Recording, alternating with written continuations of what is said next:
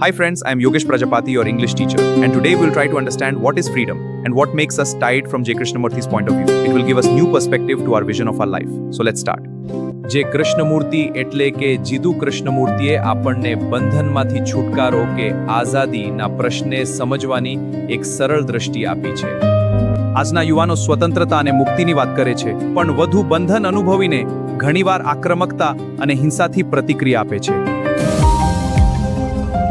કૃષ્ણમૂર્તિ કહે છે, to be free is to be intelligent. It means you have to understand all societal influences on your mind.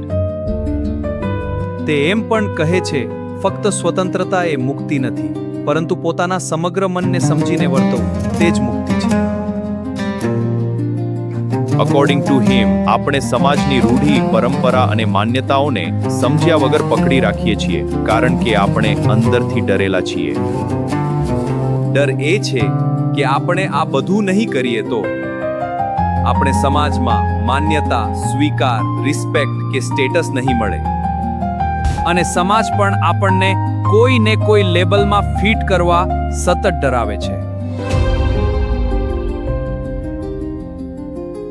મતલબ કે જો સમાજની રૂઢિ રિવાજોનું અનુકરણ નહીં કરીએ તો આપણને ખરાબ કે નકામા કહીને અપમાનિત કરવામાં આવશે.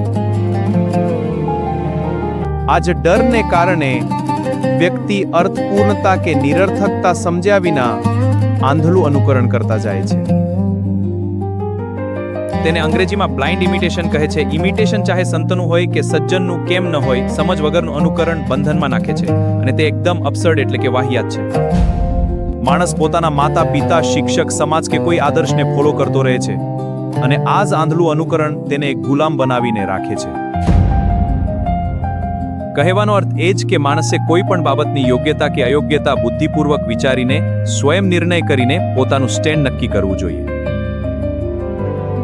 સમાજમાં આનાથી ઉલટું બને છે. શાળાઓ, શિક્ષકો, સિસ્ટમ બાળકને અનુકરણમાંથી છોડાવવાની બદલે કોઈકના જેવા બનવાનું શીખવાડે છે, જે તેનું કામ નથી. જે કૃષ્ણમૂર્તિ જણાવે છે કે શિક્ષણનું કાર્ય માણસને અનુકરણથી મુક્ત રાખીને પોતાને જ અભિવ્યક્ત કરી શકે તેવો તૈયાર કરવાનો છે. અંતે જે કૃષ્ણમૂર્તિ યુવાનોને પોતાની ઈચ્છાઓની ગુલામીથી પણ મુક્ત થઈને સાચા અર્થમાં મુક્ત સમાજનું નિર્માણ કરવાનું કહે છે. દોસ્તો, આઝાદી કરતા મનની મુક્તિ જ માણસને મુક્ત કરી શકે. Let's hope for a better tomorrow with a truly free mind. If you like this video, comment, share and subscribe. Thank you.